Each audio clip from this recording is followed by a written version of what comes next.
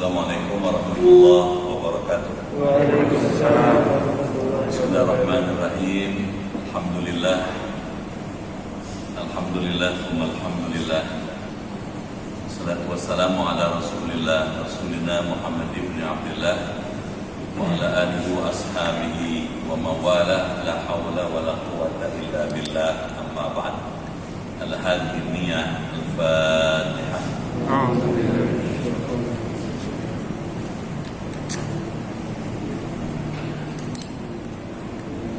Bismillahirrahmanirrahim. Ya Fattahu ya Alim, Ya Fattahu ya Alim, iftah abwaba qulubina binuri ma'rifatik wa akhrij alaina min dhulumatil jahli wal wahmi ila nuril fahmi wal ilmi waftah alaina abwaba ilmika kama fatahtaha ala anbiya'ika wa ulamaika al-mutaqaddimin al-mutaakhirin wansur alaina rahmataka ya dzal jalali wal ikram. Allahumma sallimna wa sallim dinana wa sallim ahlana wa auladana wa dzurriyyatana wa sallim jama'atana wa la siyama jama'a Masjid Al-Kautsar min afati dunya wal akhirah wa la tasruq tanaza imanana wa la tusallit alaina man la yakhafuka wa la yarhamuna warzuqna khairai dunya wal akhirah innaka ala kulli syai'in qadir. Rabbana atina fid dunya hasanah wa fil akhirati hasanah wa qina adzabannar. Walhamdulillahi rabbil alamin.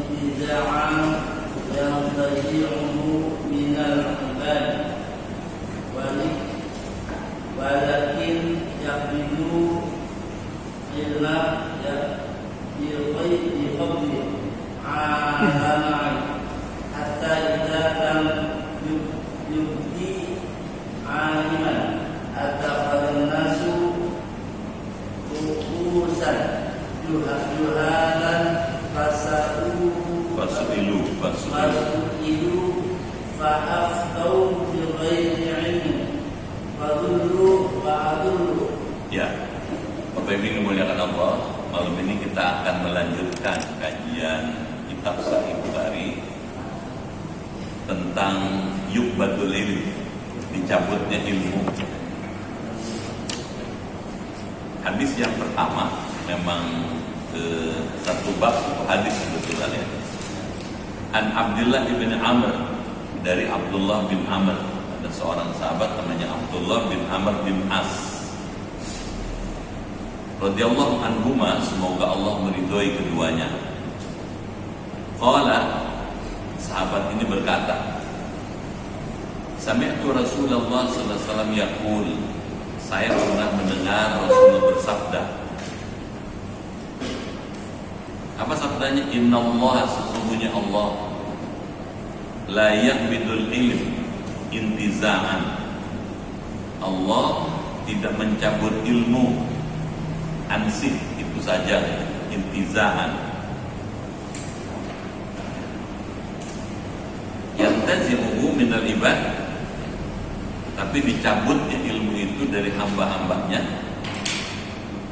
Walakin yaqbidul ilma biqabdil ulama, tetapi katanya ilmu itu dicabut, ditarik dari dunia ini, dari bumi ini, dengan cara diwafatkannya para ulama.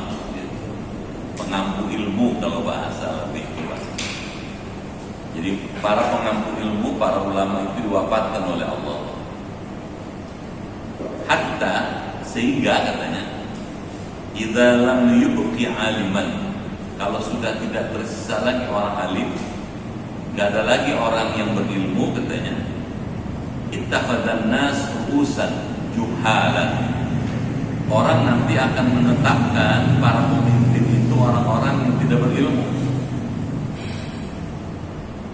Fasu'ilu, orang bertanya kepada pemimpin yang tidak berilmu itu katanya, fa'aftau, kemudian para pemimpin yang tidak berilmu itu memberi fatwa. bighairi ilmin, tanpa dasar ilmu pengetahuan. Kalau ini terjadi, kata Rasulullah, fadhallu, maka mereka menjadi sesat, wa adhallu, dan menyesatkan yang lain. Berdasarkan hadis Sahih Bukhari ini, ya, kita diajarkan oleh Rasulullah, ilmu itu sumbernya dari Allah.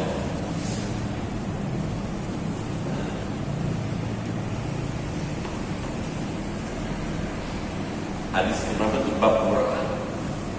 86. 86 ya. Nah, yang pertama, sumber ilmu pengetahuan ialah Allah.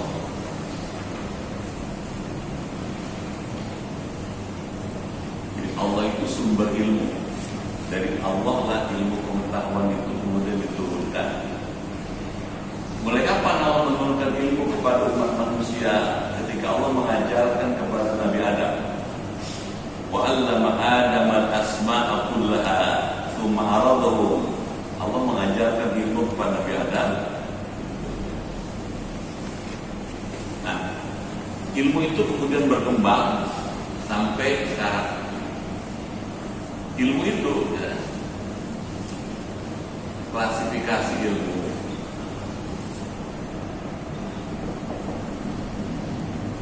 Satu, ada ilmu yang ditransfer dari Allah, al-ulum an-naqliyah, ilmu yang ditransfer dari Allah, al-ulum an-naqliyah.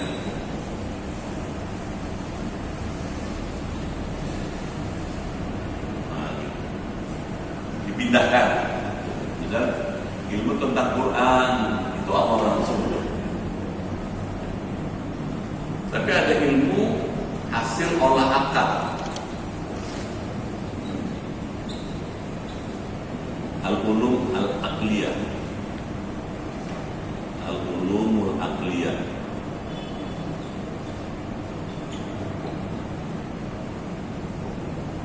Apa sih misalnya ilmu hasil olah akal? Hukum, ekonomi, sosial, kedokteran, fisika, kimia, matematika, itu olah akal.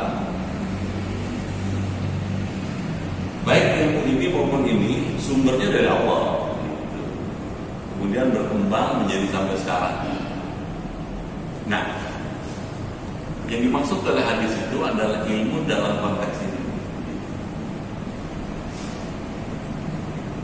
Ilmu itu akan ditarik dari bumi ini dengan cara apa? Diwafatkan para ulama, diwafatkan para ulama, para pengampu ilmu.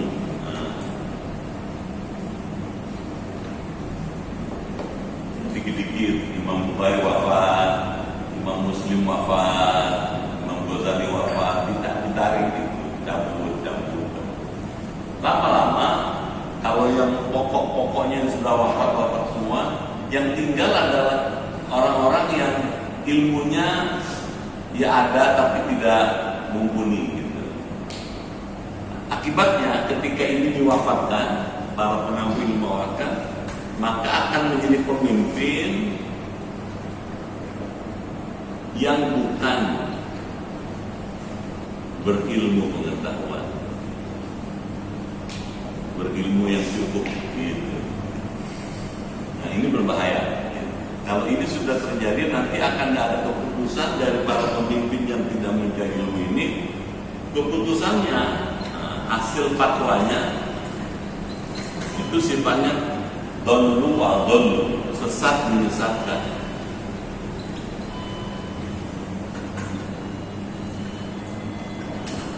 Sesat dan menyesatkan. Nah, kalau sampai di sini dipahami hadis kayak begini, terus apa sikap kita sekarang? Gitu. Sikap kita yang keenam mencatatkannya. Nah,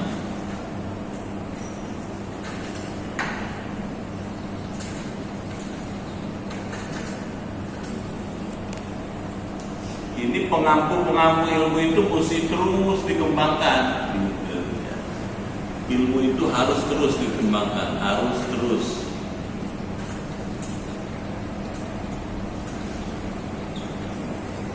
Melalui apa? Medianya ini majelis ilmu, majelis kajian Islam ini mesti terus dikembangkan. Karena dengan cara ini maka penyebaran ilmu yang semula di pengampu itu bisa menyebar. Gitu. Itu sebabnya diversifikasi ilmu jadi penting. Ilmu itu banyak. Ada tafsir, ada hadis, ada fikih, ada tasawuf, ada akhlak, ada macam-macam, mesti banyak. Karena kalau cuma satu aja, begitu ini habis, hilang semua. Gitu. Di sini pentingnya majelis ilmu. Di sini pentingnya kajian. Supaya apa? Supaya pengampu ilmu itu tidak habis. Gitu. Ya, pusat-pusat kajian keilmuan itu mesti ditambah. Kenapa? Karena al-ilmu nurun. Ilmu itu kata Rasulullah penerang. Yang menerangi bumi ini, menerangi alam semesta itu ilmu. Dengan sebab ilmu orang bisa berbuat, orang bisa melakukan aktivitas. Tanpa ilmu orang nggak tahu berbuat apa.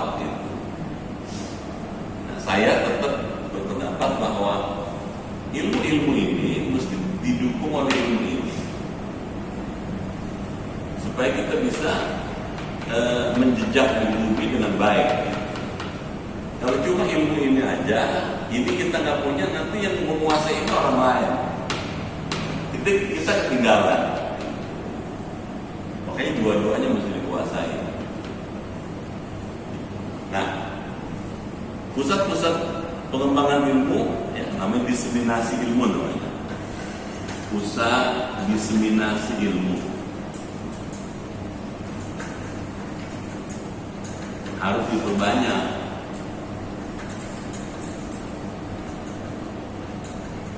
Kalau ini diperbanyak, kekhawatiran yang disampaikan Rasulullah tidak bisa kita atasi, tidak dolu wa dolu, tidak sesat menyesatkan. Bahaya kalau punya pemimpin yang sesat menyesatkan. Dia sesat dan orang lain jadi sesat. Gitu. Kenapa? Karena nggak punya ilmu nih. Gitu. Itu hadis itu maunya di situ. Jadi ngaji-ngaji ini meskipun hujan juga tetap datang ya. Makanya saya mengapresiasi betul ya. Saya langsung aja ngajar, karena Bapak udah nungguin lama ya. Kenapa? Karena itu tadi mempertahankan keberadaan ilmu jangan sampai habis gitu. Dan Allah senang kalau ini disebarluaskan. Jadi ilmu itu dicabut dengan wafat para ulama, para pengampu ilmu. Itu sebabnya memuliakan ulama, ikramul ulama. Memuliakan ulama menjadi wajib gitu. Supaya itu tadi gitu, ya. Supaya kita tidak jadi orang yang sesat dan disesatkan gitu. Sampai situ. Kalau menurut saya sih rumah dekat dengan masjid bismillah lah. Bener nggak? Ya. Hujan mau pakai mobil, bismillah. Repot Ustaz pakai mobil pakai payung gitu. Baik, kita lanjut lagi. Silakan.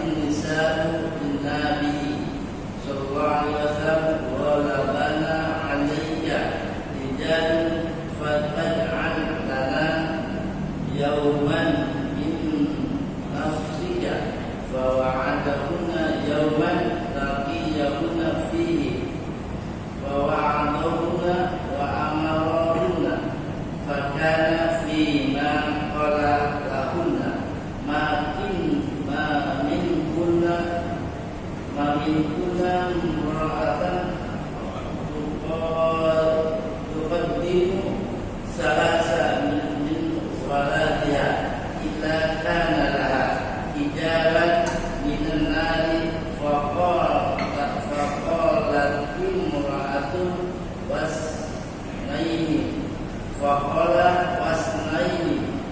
Ya. Wa fi riwayatin an Abi Hurairah radhiyallahu anhu qala salasatan lam yaktubu insa.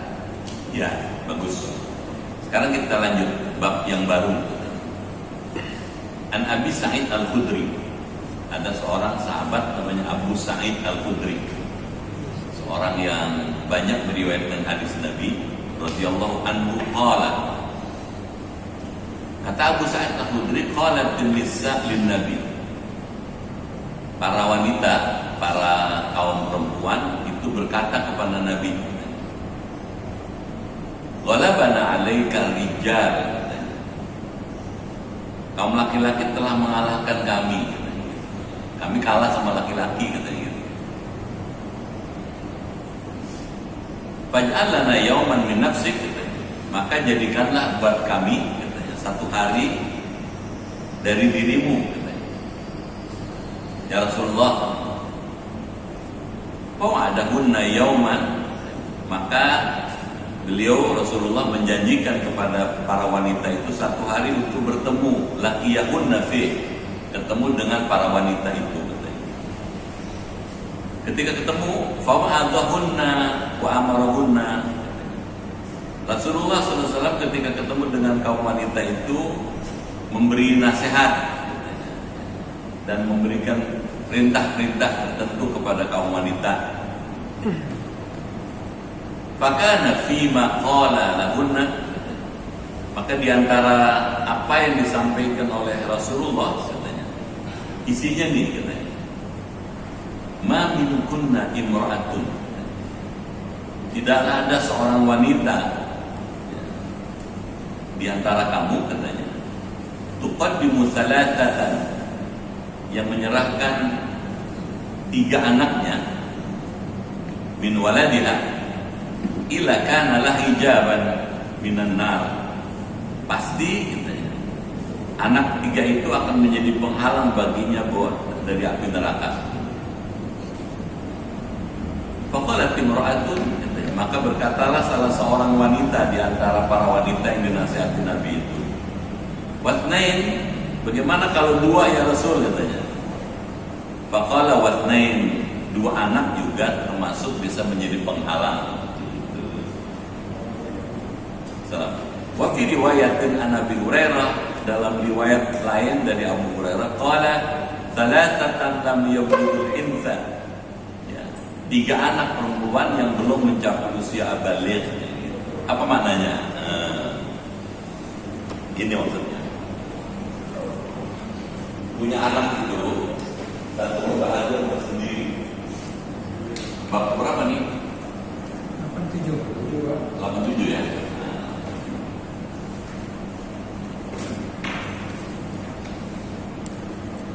Karunia Allah.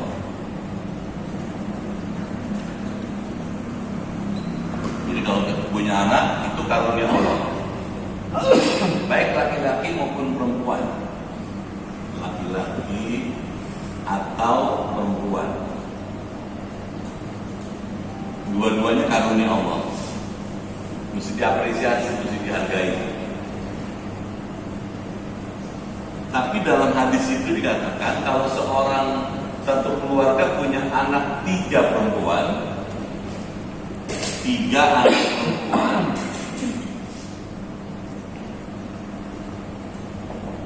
3 anak perempuan ini kalau dirawat, dididik, dibesarkan sampai jadi bagus, jadi benar, jadi baik, itu menjadi sebab penghalang dari neraka buat orang tuanya. Jadi kalau kita punya anak 3 perempuan, katanya itu dididik, dibagusin, akhlaknya dibagusin, dirawat, dibesarkan, ilmunya dibagusin, anak perempuan 3 itu bisa menjadi penghalang dari api neraka buat orang tuanya. Tiba-tiba seorang wanita nanya, ya Rasul, kalau anak perempuannya 2 boleh nggak? 2 juga, iya. 3 atau 2?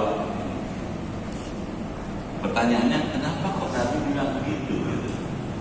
Kenapa kok Nabi bilang kalau punya anak perempuan 3 dengan baik, dirawat, dibesarkan dengan baik, itu terus ibunya bapaknya bisa terhalang dari neraka karena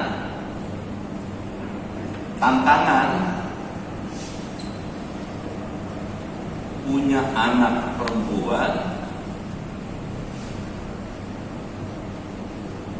berbeda dengan laki-laki. Satu, berbeda dengan laki-laki. Mungkin bisa disetujui ya. Tantangannya besar gitu loh. Ya, punya anak mulai gede dikit udah mesti kita mikir gimana nih gitu. Jangan sembarangan, macam-macam. Satu. Yang kedua, ya, selain tantangan punya anak perempuan itu berbeda dengan laki-laki, anak perempuan itu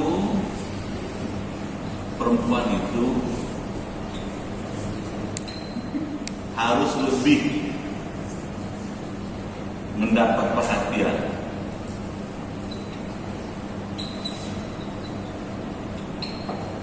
ketimbang anak laki-laki. Lebih kontrolnya lebih ketat gitu, pengawasannya harus lebih jauh gitu. Kenapa? Karena perempuan itu berbeda dengan anak laki-laki karena sifat kewanitaan itu.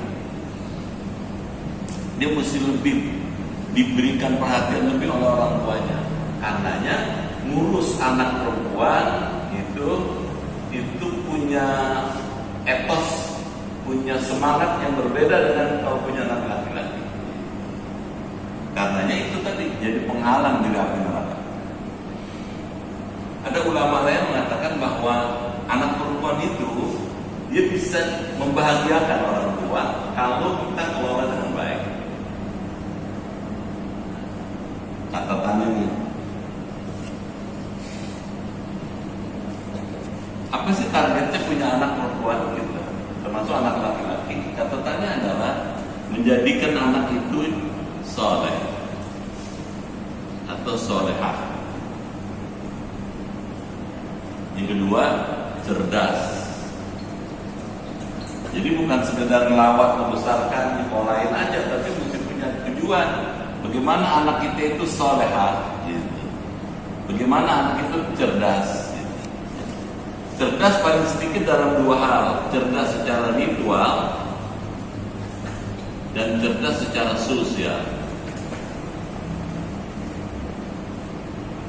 Makanya di Quran katakan fasolihatu qanitatun. Anak-anak yang soleh, wanita yang soleh itu katanya yang taat kepada Allah, yang bakti kepada suaminya. Hafizatun lil ghaibi bima hafizallah, yang bisa menjaga dirinya, menjaga keluarganya ketika suami tidak ada tempat. Jadi kalau gitu, kalau orang tua bisa menjadikan anak yang solehah, cerdas, dia bisa dipelihara dari api neraka. Amin ya. Jadi nggak sia-sia, gitu. Capeknya orang tua ngurusin anak perempuan itu nggak sia-sia, karena dia bisa menjadi ini mahal, jadi penghalang dari api neraka. Jadi punya dinamika sendiri, ya, punya anak perempuan itu.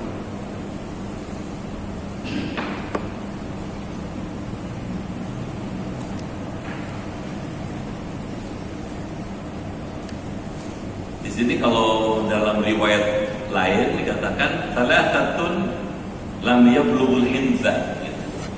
Selama anak itu, 3 anak itu belum akil balik. Kalau kita kelola dengan baik, kita rawat, kita didik, kita sekolahin, kita ajari dengan baik, dia akan menjadi sebab orang tuanya terpelihara, terhalang dari api neraka.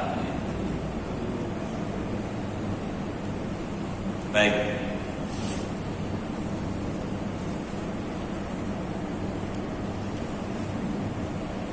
Kita lanjut lagi ya. Babul man sami'a syai'an faraja'a hatta ya'rifu. An Aisyah radhiyallahu anha Nabiya sallallahu alaihi wasallam qala man usiba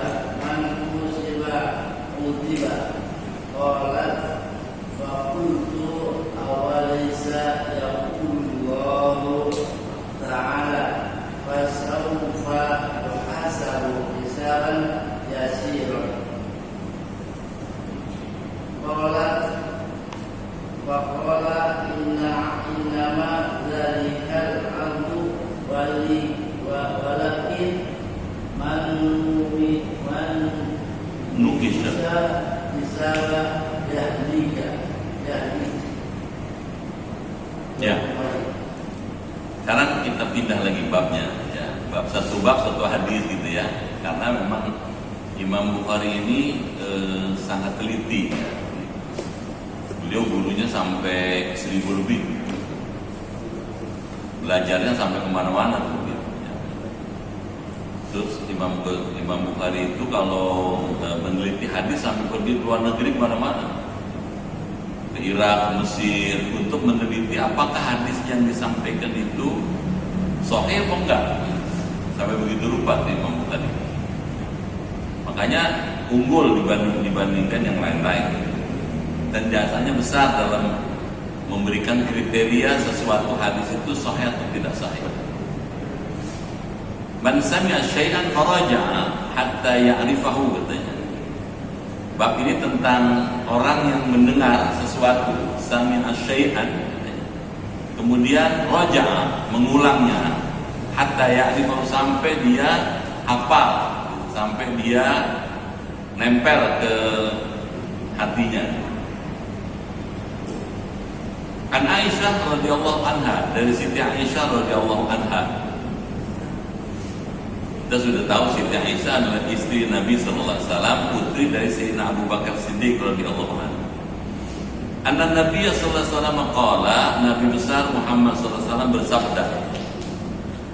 Apa sabdanya? Man husiba, siapa yang dihisab. Husibatul dihisab. Udziba, dia akan disiksa. Nabi itu kalau ngomong jawabul kalim, kalimatnya pendek, sedikit, tapi maknanya luas. Jawami' al kalim, kalimatnya sedikit tapi maknanya dalam, banyak. Kata Nabi, man husiba udziba, siapa yang dihisab pasti disiksa. Nah, hadis ini kemudian menimbulkan persoalan. Qala, Siti Aisyah bertanya, fakultu awalaysa yaqulullah ta'ala, bukankah Allah di Quran pernah berfirman, katanya, fasawfa yuhasabu hisaba yasira, maka akan dihisab dengan penghisapan yang mudah. Surah Al-Insyiqaq ayat ke-8. Qala wa qala Rasulullah sallallahu alaihi wasallam, innama dzalikal ard, itu hanyalah diperlihatkan saja.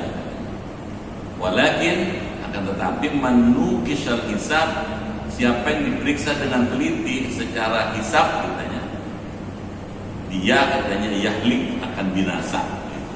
Hadis ini ingin memberikan paham kepada kita pentingnya bab ke-8 ya.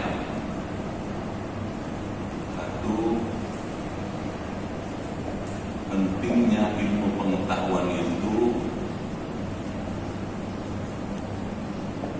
dikuasai secara baik. Cara penguasaannya dengan dua macam. Ada yang dikuasai dengan cara dihafal, hafalan Quran misalnya, di murojaah, tiap hari itu murojaah supaya nempel ya. Tapi ada cara menguasai ilmu pengetahuan dengan pemahaman. Yang hafalan itu yang biasanya ilmu-ilmu yang lazim,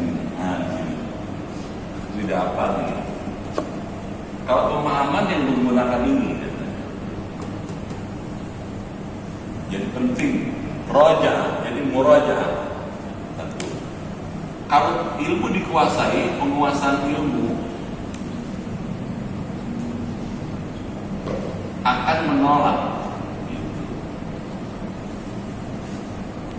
kesalahan.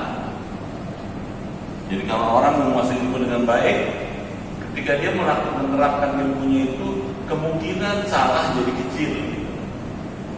Karena dikuasai betul ilmunya gitu. Kalau ini terjadi nanti di hari kiamat bila dihisab, selamat gitu. Selamat. Mudah-mudahan kita termasuk ini ya. Amin. Kenapa? Karena ketika dia menerapkan ilmunya, dia terapkan dengan betul-betul akurat, pas, sesuai dengan pengetahuannya. Baik ilmu yang ini maupun yang ini. Ketika melenceng, apa melencengnya? Tidak tepat, maka hasilnya juga mencelakakan, musibah, musibah. Kalau dihisab akan menghasilkan azab. Kenapa? Karena tidak bertanggung jawab dia atas ilmunya. Jadi penguasaan ilmu ini sangat penting, baik yang hafalan maupun pemahaman.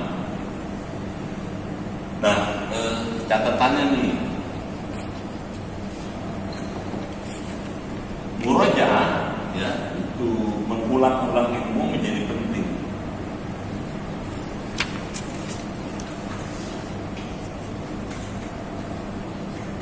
Kalau boleh ditausiahkan, kalau kita kebetulan tidak ada kesibukan yang lain, bagus buka-buka kitab, gitu, baca hadis, baca tafsir, gitu. Itu supaya apa? Nempel dia, gitu, supaya dia melekat. Kalau ini melekat, ya, kita akan aman dalam mempraktekkan ilmu itu. Sampai situ sederhananya. Murojaah diulang-ulang. Kalau di beberapa sekolah tahfidz itu setiap hari itu siswa atau santrinya setor ya, gitu, setor ya, gitu. Misalnya ada diajarin ya hari ini, misalnya Al-Waqiah halaman satu halaman gitu. Ya. Besok halaman kedua gitu seterusnya. Dia mesti hafal tuh. Makanya kalau ada anak-anak yang lagi ngapalin, pojok-pojok dia duduk ngapalin dia. Dan sore ada waktunya habis asar dia lapor, gurunya dengerin. Nah, kenapa murojaah? Supaya dia melekat, gitu. Supaya dia nempel, nyangkep kalau bahasa kamu. Itu kalau hafalan. Kalau ilmu-ilmu yang pemahaman, ya mesti dilatih, latihan. Jadi dengan kata lain, belajar itu menjadi penting supaya ilmu itu nempel.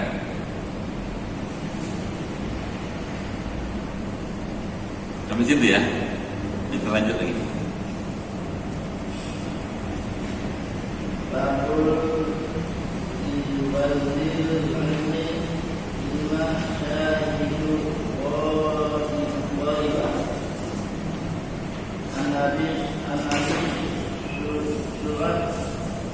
Surai.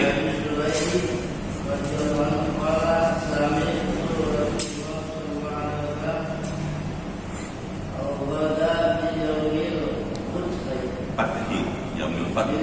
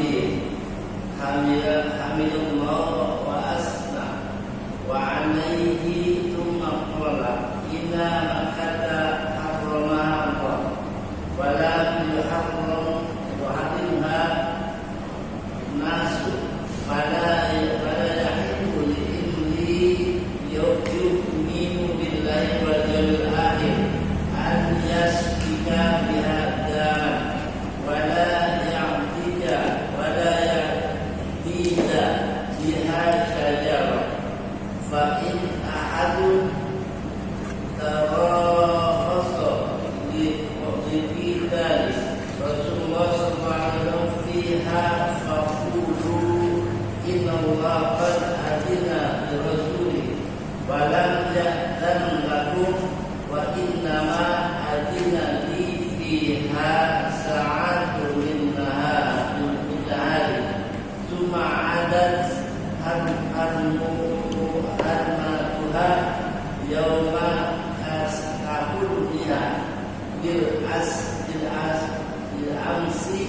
والبلغ شاهد غائب. Ya. Kita sekarang pindah lagi. Liyuballighil ilma syahid al-ghaib.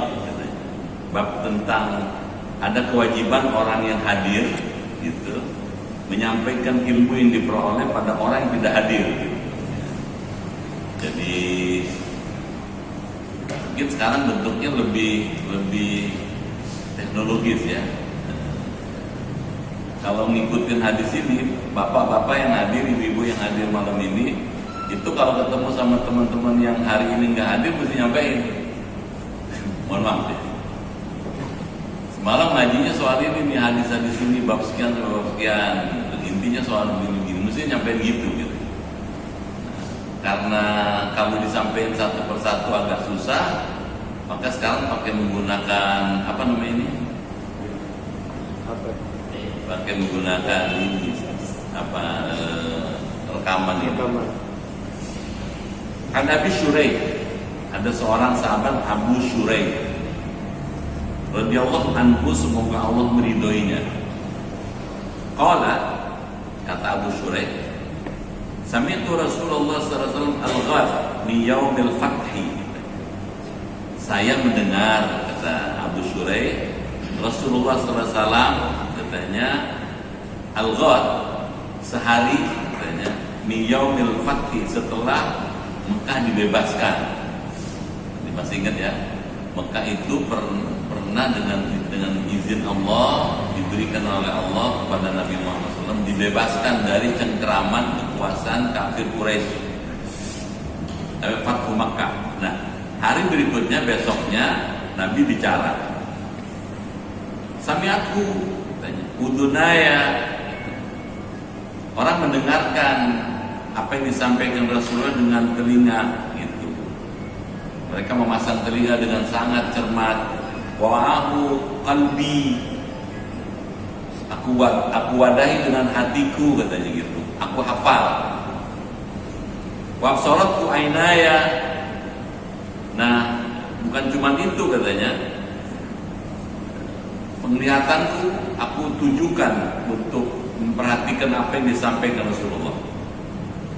Hina takallama bih, ketika Nabi bertutur.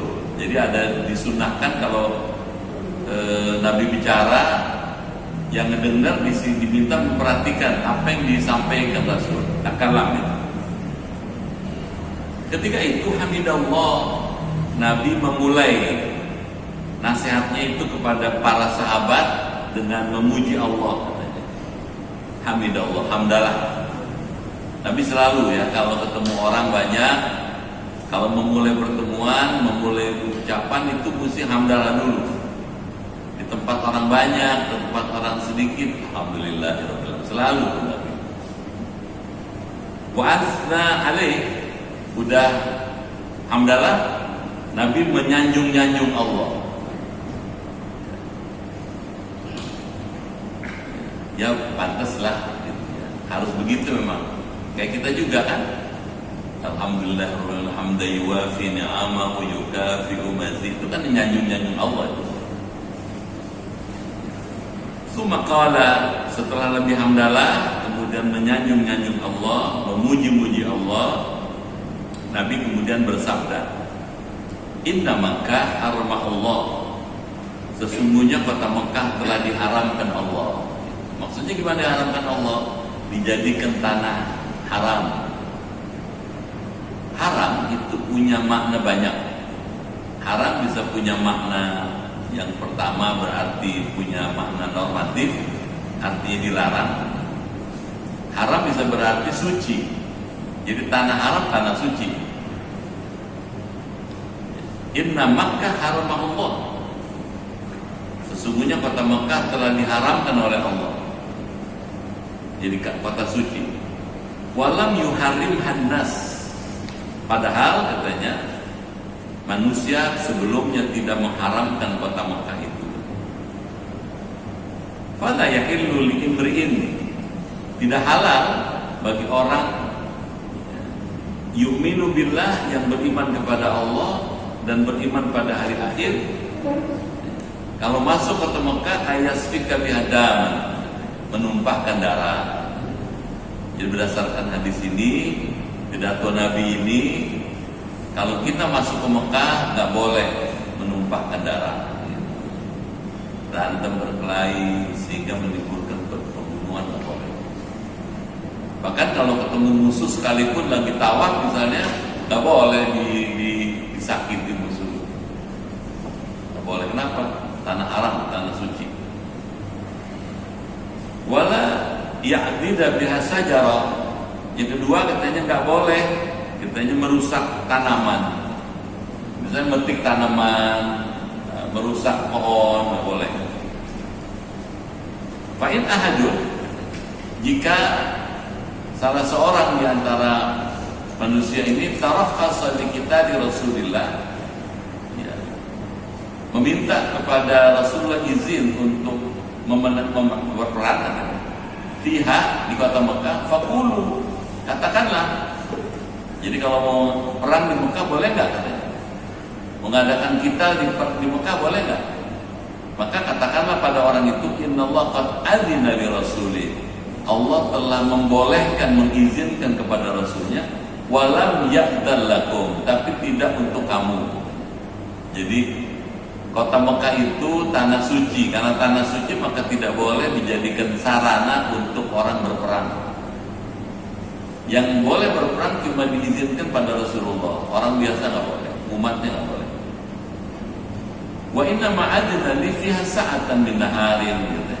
Sesungguhnya katanya diizinkan kepada saya satu saat saja pada siang hari. Tsumma adat hurmatuha al-yaum, maka kemudian kembali kehormatan kota Mekah itu kahurmati bil am, seperti kehormatan sebelumnya.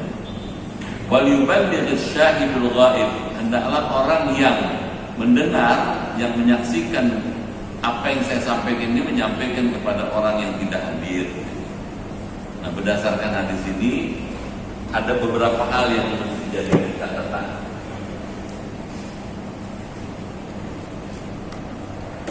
Bab 89 ya.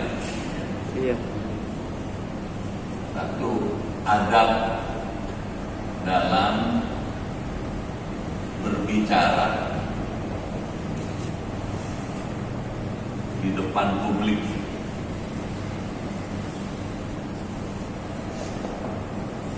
Adab itu lebih tinggi dari ilmu. Jadi kalau orang berilmu itu masih lebih tinggi orang beradab. Kalau kita bicara depan publik, satu, hamdalah dulu. Alhamdulillah. Makanya orang kalau mau pidato kan alhamdulillah gitu. Terus memuja dan memuji Allah. Dalam kitab-kitab lain telah dikatakan bukan cuma sekedar ini, tapi juga baca sholawat pada Rasulullah. Untuk kita ya, untuk kita gitu. Kalau tadi Rasulullah sampai di sini aja. Kalau ya kita sini. Setelah baca sholawat baru amma ba'd, ada kan? Maka kemudian daripada itu. Yang kedua, ya, hadis itu ingin menyampaikan pesan kota Mekah adalah tanah haram. Karena kota Mekah tanah haram, maka ada konsekuensinya. Satu, tidak boleh gitu, ya, merusak tanaman.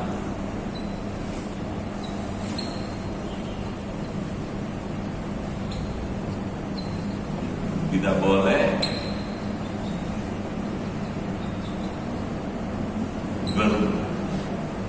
berbunuh-bunuhan, ya, pakai bahasa yang lebih halus. Tidak boleh melakukan kekerasan.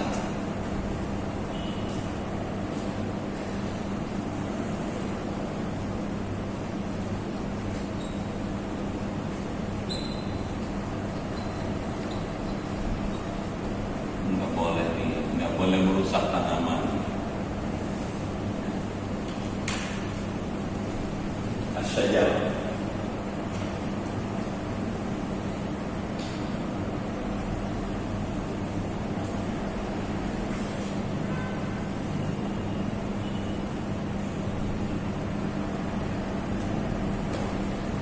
Yang ketiga adalah kota Mekah. Masih ingat ya? Dulu namanya bukan Mekah, Bakkah. Apa bedanya Bakkah dengan Makkah? Kalau Bakkah itu tempat orang menangis. Dulu sebelum namanya Mekah itu Bakkah. Kenapa? Karena orang kalau datang ke Mekah biasa nangis ya. Apalagi pertama kali ya, nangis biasanya. Nangis kalau ingat dosanya, ingat kesalahannya, kekeliruannya. Kemudian ya, lama-lama disebut Makkah. Apa artinya Makkah? Musdaimah. Musdaimah itu penuh sesak. Penuh sesak dengan apa? Dengan orang tawaf, dengan ibadah. Dan 24 jam Makkah itu selalu dipenuhi dengan orang tawaf, kecuali pandemi kemarin. Sekarang udah baik lagi. Sekarang udah begini lagi, rapat lagi balapnya. Kota Mekah ini, jadi Musdaimah. Dia baru berhenti orang melaksanakan tawaf kalau sholat jamaah. Begitu sholat jamaah stop. Begitu selesai tawaf lagi 24 jam. Bahkan ada diskusi kalau orang tidak lagi mau datang ke Mekah, Allah akan utus malaikat itu untuk tawaf supaya tetap ramai itu Ka'bah. Nah, kota Mekah ini itu dimuliakan Allah, menjadi tanah haram, menjadi tanah haram karena doa Nabi Ibrahim. Doa Nabi Ibrahim alaihissalam. Di sini nggak disebut kota Madinah menjadi tanah haram karena doa Rasulullah.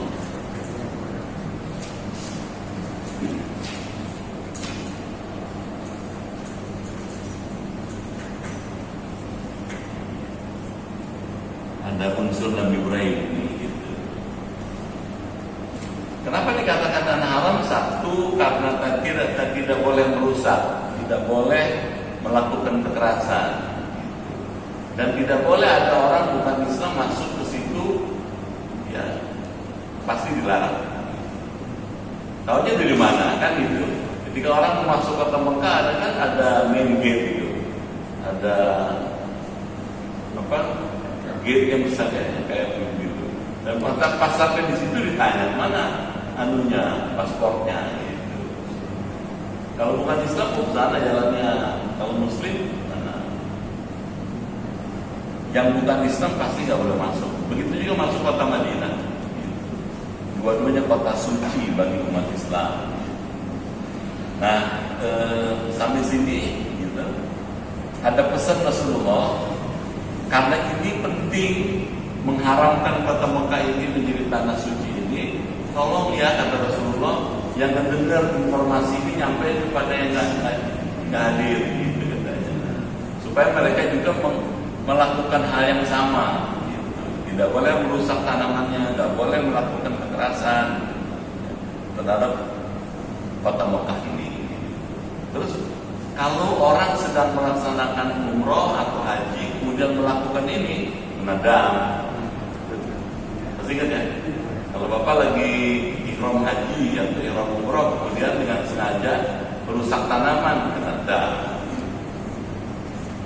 Itu dam itu dalam rangka menegakkan kesucian, kemuliaan kota Mekah. Itu ya.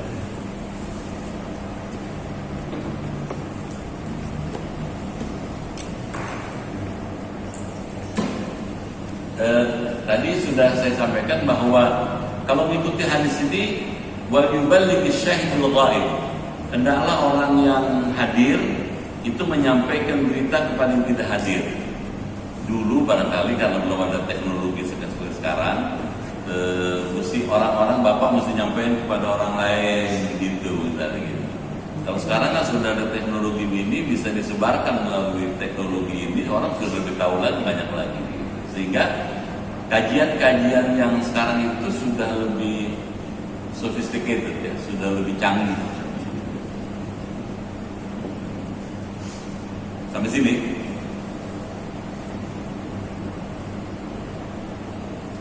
Satu lagi deh. Gak apa-apa Nopati. Babu ismi man jalaba ala Nabi sallallahu alaihi wasallam. An Ali radhiyallahu anhu qala sami'tu Rasulullah sallallahu alaihi wasallam yaqulu la tahdibu alayya fa innahu man jalaba alayya falyahdi Falyalijin nar. Ya, babnya tidak panjang ya. Itu masih ada lanjutannya nggak? Udah ya, cukup ya. Cukup Pak, saya terangin dulu ini. Bab ke-90.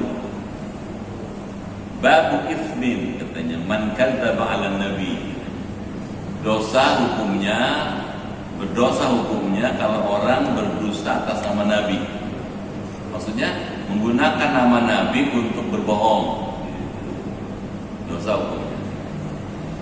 An Ali radhiyallahu anhu. Hadisnya berasal dari Sayyidina Ali. Kita sudah tahu Ali bin Abi Thalib adalah sepupu Rasulullah karena ayahnya dengan ayah Nabi bersaudara. Cuma karena umurnya jauh lebih muda, itu Ali ya kemudian menjadi menantu Rasulullah karena menikahi Siti Fatimah. Ali juga termasuk pemuda pertama masuk Islam. Jadi laki-laki dewasa masuk Islam yang pertama itulah Abu Bakar Siddiq. Wanita dewasa pertama masuk Islam itulah Siti Khadijah. Pemuda pertama masuk Islam Ali bin Abi Thalib. Kata Sayyidina Ali bin Abi Thalib, qala sami'tu Rasulullah sallallahu alaihi wasallam yaqul. Saya pernah mendengar Rasulullah bersabda. Apa sabdanya? La takdibu alayya. Jangan kamu berbohong atas nama saya. Enggak boleh. Jadi jangan berbohong atas nama Rasulullah, enggak boleh. Fa'innahu, karena sesungguhnya katanya, man kadzdzaba alayya, siapa yang berdusta atas nama aku katanya, falyalijin nar, hendaklah dia masuk neraka. Ya Allah, naudzubillah min dzalik. Jadi nggak boleh menggunakan nama Rasulullah untuk kepentingan jangka pendek di dunia, nggak boleh. Jadi kalau gitu gimana? Ya kita kalau menyampaikan hadis misalnya, biasanya suka di ujungnya misalnya innamal a'malu binniyat misalnya au kama qala Rasulullah sallallahu alaihi wasallam. Saking kepengennya jangan sampai nyampeinnya itu ada bohongnya. Au kama qala Rasul atau sebagaimana disampaikan Rasulullah sallallahu alaihi wasallam. Berdasarkan hadis ini kita diminta cermat dan hati-hati dalam hal terkait dengan hadis Nabi Muhammad SAW.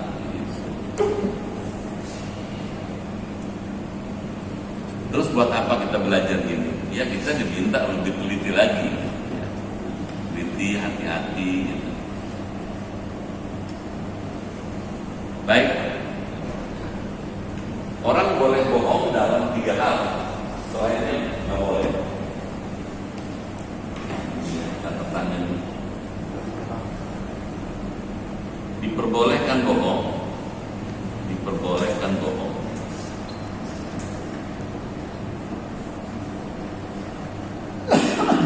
dalam 3 hal.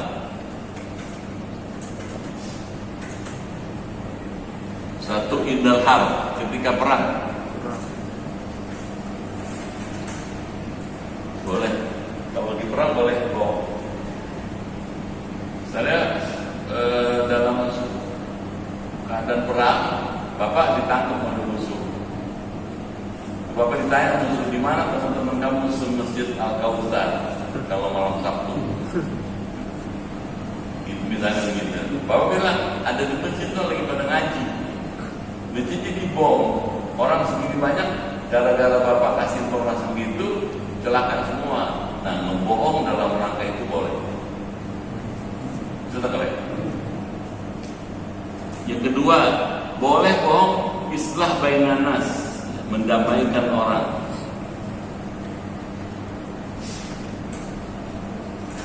Orang yang berseteru sampai hampir cerai, itu kita tahu kalau cerai itu dilarang, gitu. Nah, kita berusaha mendamaikan. Nah, untuk mendamaikan, kadang-kadang terpaksa bohong. Bohong boleh. Misalnya kita bilang sama suaminya, Bapak, tadi saya ketemu ibu, padahal nggak ketemu. Ibu sebetulnya kepengen selesai cepet-cepet nih urusan begini-begini nih. Tapi namanya perempuan, mau minta maaf duluan nggak enak dong. Gitu. Jadi gimana sarannya kamu, kata si bapak itu. Nah, kalau bapak pulang ketemu ibu atau istri bapak, langsung bilang, maafin saya ya. Padahal istri nggak bilang gitu. Kita ketemu lagi istrinya. Tadi saya ketemu bapak. Bapak pengen minta maaf sama kamu, tapi khawatir kamu nolak. Laki-laki kalau ditolak kan gengsi dong. Jadi gimana maksudnya? Ntar kalau bapak minta maaf, nggak usah ditolak, langsung terima aja deh. Padahal istri nggak pernah ngomong gitu, suaminya nggak begitu.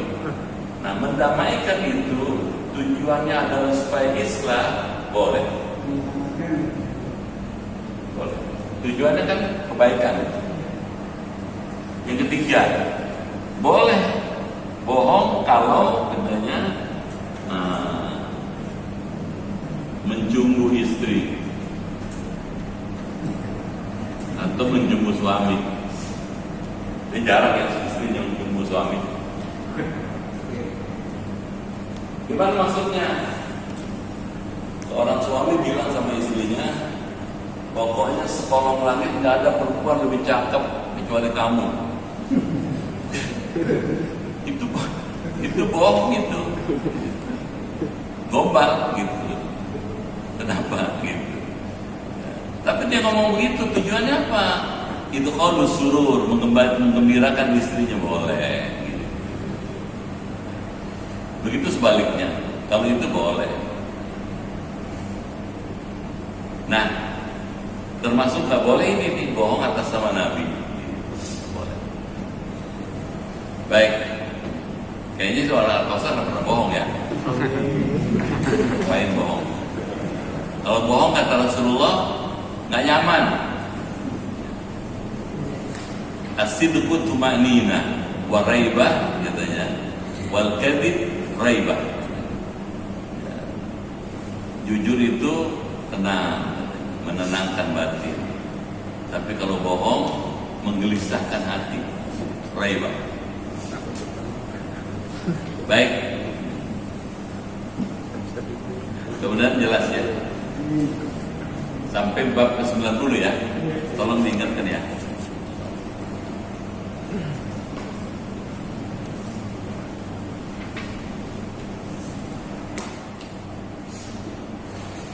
Saya dengan teman-teman sudah ada rencana mau ziarah ke makamnya Imam Bukhari di Uzbekistan. Sudah setahun lebih ya, setahun setengah ya, sampai 2 tahun ya. Gak jadi karena pandemi ini. Sananya nolak, terus Moskow-nya juga nolak. Nanti kalau sudah pandemi selesai udah PPKM level 0 kali ya. Level 1 0 kali ya. Betul ya. Perlu juga untuk wawasan, untuk kita bisa mendapatkan informasi lebih jauh. Bagaimana perjuangan Imam Bukhari itu, gitu ya. Kalau baca ada sejarah biografinya Imam Bukhari sampai 2 jilid itu, cukup menarik dan sangat-sangat mengagumkan perjuangannya untuk mendapatkan informasi hadis sahih atau enggak. Beliau sampai ke Irak, ke Mesir, jalan luar biasa, sesuatu yang prestatif luar biasa. Baik, jelas ya.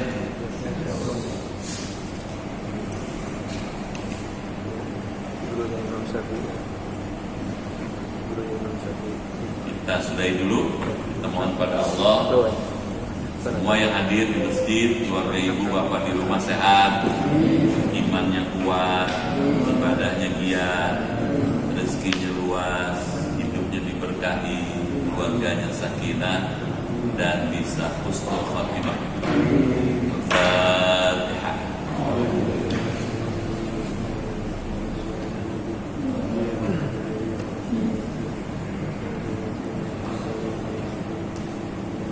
Bismillahirrahmanirrahim. Allahumma bihaqqil Qur'an wa bi kalamikal qadim wa bi Muhammadin khatamin nabiyyin wa bi haqqi ummil Qur'an alimna al-Qur'an wa faqihna fid din wa 'allimna ta'wil wa hdina ila sawa'is sabil.